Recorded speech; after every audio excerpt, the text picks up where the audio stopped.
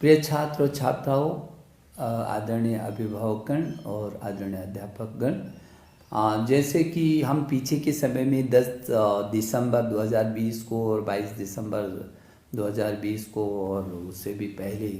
हम लगातार संवाद करते रहे हैं और आपके कई मेल मुझे मिले हैं और आपने लगातार ये चाहा है कि कब और कैसे करके परीक्षा होंगी। आपके बहुत सारे सुझाव हमारे शिक्षा संवाद में मुझे मिलते रहे हैं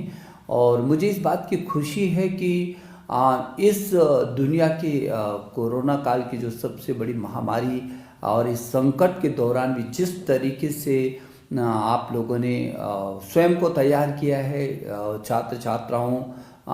को मदद के लिए अध्यापक और अभिभावकगण ने पूरी ताकत के साथ बच्चे की मदद की है, छात्र छात्राओं की मदद की है, अपने बच्चों की मदद की है। मैं विशेष करके अध्यापक गण के प्रति और अभिभावकों के प्रति बहुत आभारी हूँ कि जब पूरी दुनिया एक एक वर्ष पीछे अपने पाठ्यक्रमों को ले गई, अपने सत्र को ले गई, ऐसे अवसर पर हमने अपने बच्चों का साल खराब नहीं होने दिया और बहुत सक्रियता, सजगता और सुरक्षा को साथ ले करके हम लोगों ने परीक्षाएं भी कराई हैं और एक वर्ष पूरी तरीके से बचाया है बच्चों का। और छात्रों ने भी जिस मनोबल से काम किया है और बड़े धैर्य के साथ, पूरी ताकत के साथ जिस ढंग से परीक्षा दी है, ये निश्चित रूप में पूरी दुनिया में एक अपने आप में बहुत अद्भुत उदाहरण है। क्योंकि इस देश का यदि सामर्थ्य देखा जाए तो 1000 से अधिक विश्वविद्यालय हैं और 45-50 हज़ार डिग्री कॉलेज हैं, जहां 1 करोड़ 10 लाख अध्यापक हों और जहां 15-16 लाख स्कूल हों और छात्र छात्राओं की टोटल संख्या यदि देखें तो मैं बार बार कहता हूं कि अमेरिका की कुल जनसंख्या से भी अधिक 33 करोड़ हमारे छात्र छात्राएं हों और जो दुनिया का सबसे बड़ा लोकतांत्रिक देश हिंदुस्तान और कोविड की इस महामारी के संकट में भी पूरी ताकत के साथ हमारे देश के यशस्वी प्रधानमंत्री जी के यशस्वी नेतृत्व में जिस तरीके से हर चुनौती का मुकाबला देश के लोगों ने किया, तो मेरे छात्र छात्राओं, आप भी पीछे नहीं रहे, मेरे अभिभावक भी पीछे नहीं रहे हैं और मेरे अध्यापक तो योद्धा बन करके सामने रहे हैं। तो मैं समझता हूं कि हमने बच्चों को इस बीच ऑनलाइन पढ़ाया भी है, उनकी परीक्षाएं भी करवाई हैं, रिजल्ट भी दिया और अब हम आगे की इस सत्र की तैयारियों में जुटे हुए हैं। और डिजिटल इंडिया जो हमारे देश के प्रधानमंत्री का विजन था, इस कोरोना काल ने उस विजन को क्रियान्वित किया धरती पर। मैं समझता हूं कि 33 करोड़ छात्र छात्राओं को ऑनलाइन पर लाना दुनिया सोच भी नहीं सकती है। हाँ, अभी कुछ छात्र छात्रा ऐसे हैं जिनके पास स्मार्ट टेलीफोन नहीं है, जहां नेट की सुविधा नहीं है, लेकिन हमने उनको भी वंचित नहीं रखा। हम टेलीविज़न के माध्यम से, रेडियो के माध्यम से, सामुदायिक रेडियो के माध्यम से और जैसे कि one nation one digital platform की हमने बात की थी और वन क्लास 1 चैनल की बात की थी और हमारे स्वयं प्रभा के 32 चैनल जो 24 घंटे हमारे छात्र छात्राओं के लिए समर्पित हैं। DTH पर उनकी समर्पितता है और उसी से जो छात्र दीक्षा पर नहीं आ सके हैं, उसके कारण उनको दिक्कत हुई, मोबाइल में नहीं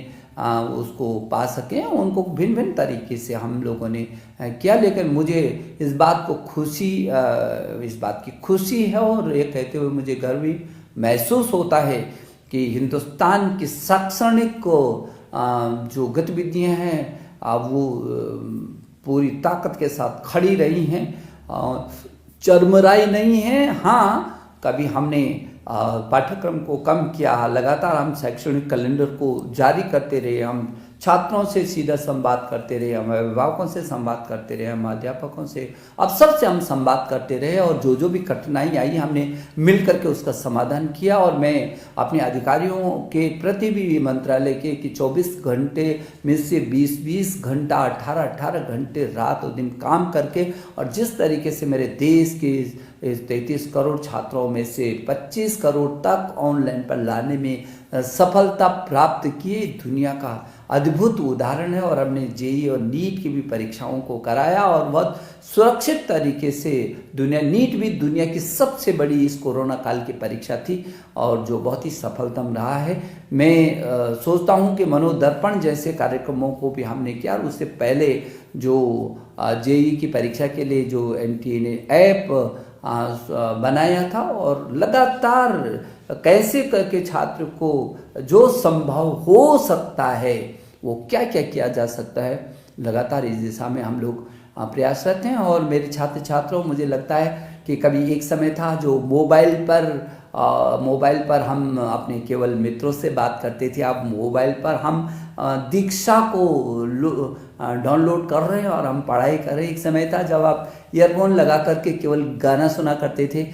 लेकिन आज वो ईयरफोन लगा करके आप पाठ्यक्रमों को सुनते। एक समय था जब टेलीविज़न केवल मनोरंजन का विषय होता था, लेकिन आज वही टेलीविज़न हमको शिक्षा के काम में भी ला रहा है, हमारे पाठ्यक्रमों को हमको समझा रहा है। स्वयं प्रभा पर हम उसको अच्छे तरीके से देख पा रहे हैं। तो मैं समझता हूँ बहुत आमूलचूल तेजी से बदलाव आ रहा है। जो नई शिक्षा नीति हम लेकर आए हैं पूरी दुनिया में सबसे बड़े रिफॉर्म के रूप में आ रही है, सारी दुनिया ने स्वीकार। मुझे खुशी है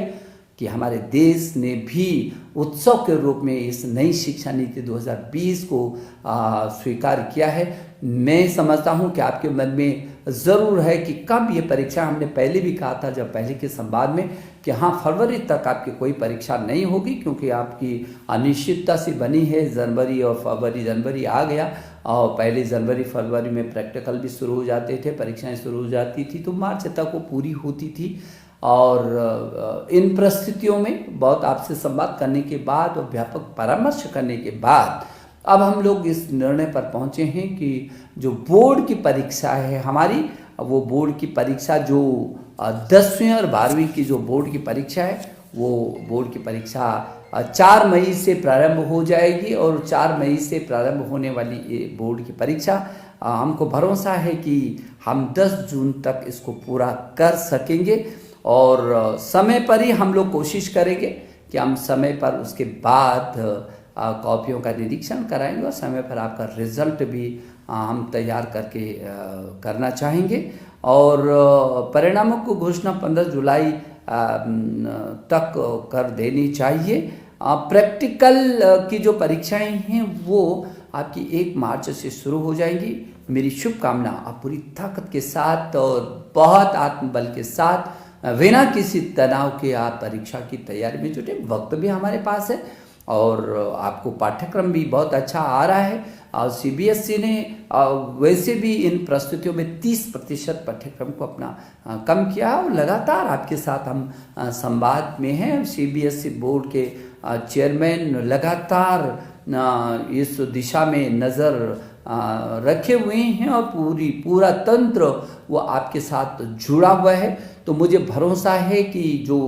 4 मई से होने वाली जो बोर्ड की परीक्षाएं हैं उनके लिए आप बहुत मनोबल से तैयारी करेंगे और पूरी ताकत के साथ और बिना किसी संकोच के आप अपनी परीक्षा को देंगे, मस्ती के साथ परीक्षा को देंगे। और जो विदेशी, क्योंकि देश से हट करके दुनिया के लगभग 25-26 देशों में जो सीबीएसई के स्कूल चल रहे हैं, दुनिया के इन 25 देशों में रहने वाले छात्र छात्राएं भी यदि मेरी बात को सुन रहे हैं तो उनको कोई चिंता करने की ज़रूरत नहीं है। उनके भी हर समाधान को करने की हम कोशिश कर रहे हैं। मेरे प्रिय छात्र छात्राओं, 2020 बहुत योद्धा की तरह आपने